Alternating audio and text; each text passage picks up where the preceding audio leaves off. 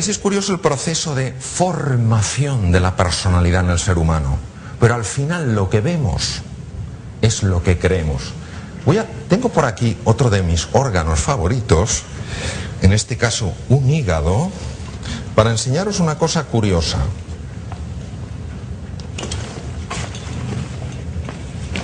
Mirad, como veis, un hígado tiene aparentemente dos lóbulos. En realidad, desde Cuinot, del francés, sabemos que tiene más, pero no se ven. Tiene dos. El anatomista más grande que ha existido fue Andrea Vesalio, el creador de Humanis Corpori Fabrica, el tratado de anatomía más brillante que hay. ¿Sabéis que en el anfiteatro de Padua, la catedral de la anatomía, los anatomistas enseñaban los 5 lóbulos del hígado? Y Vesalio decía, ¿hay 2? Vesalio, qué torpe eres. 5, ¿no los ves? No. Vesalio se tuvo que marchar de Padua. ¿Dónde estaban los 5 lóbulos? Estaban en las descripciones de Paracelso, mucho antes, que lo que describió fue el hígado del cerdo. Pero se había convertido en una creencia tan honda de las personas que determinaba lo que veían.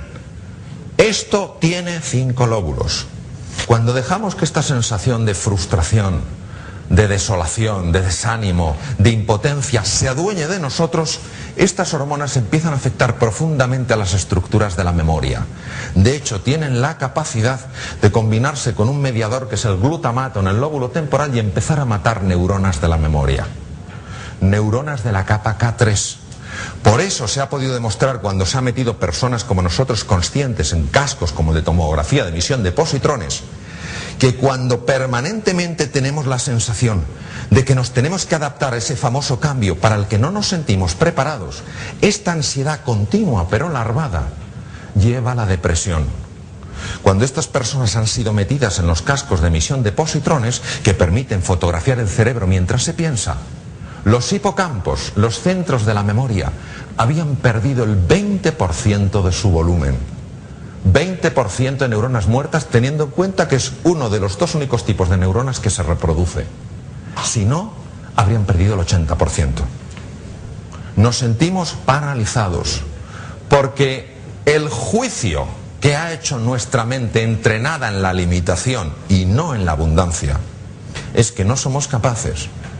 Aparte de esta muerte de neuronas, se ha podido observar algo que nunca antes había sido fotografiado. Cambia totalmente el riego del cerebro. Mirad, esta zona anterior tiene solo 400.000 años de antigüedad. Y en estos 400.000 años de antigüedad se generó la estructura más sorprendente que conocemos. Aquí se inventa el futuro. Aquí buscamos alternativas para hacer frente a los problemas. Aquí están los centros de la atención. ¿Sabéis qué curioso? Cuando más necesitamos estos centros, cuanto más claridad y perspectiva necesitamos, cuanto más imaginación y finura precisamos, esta zona se queda sin sangre. Y toda la sangre se va a las profundidades del cerebro, a estructuras muy antiguas que tienen 350 millones de años de antigüedad. Existían en los tiburones primitivos. ¿Qué quiere decir esto? Que cuando yo, ante una situación de cambio, experimento estas emociones y me dejo atrapar por ellas, en realidad las hormonas y los procesos cerebrales hacen que no pueda salir de ello. ¿Por qué? Primero, porque mi área prefrontal no funciona, con lo cual, ¿cómo voy a tener claridad para solucionar? Por eso, cuando todos estamos enganchados en el mundo emocional y tensos, ¿a que no pensamos con claridad? ¿Cómo vamos a pensar con claridad si no tenemos riego en la zona prefrontal? ¿Y qué es lo que hacen estas estructuras de 350 millones de años? Posicionarnos. ¿Para qué? Para sobrevivir. No para imaginar, no para inventar, no para crear, no para tener perspectiva. Reacciones súper bruscas y súper rápidas, 40 milésimas de segundo. Ataque, huida o bloqueo.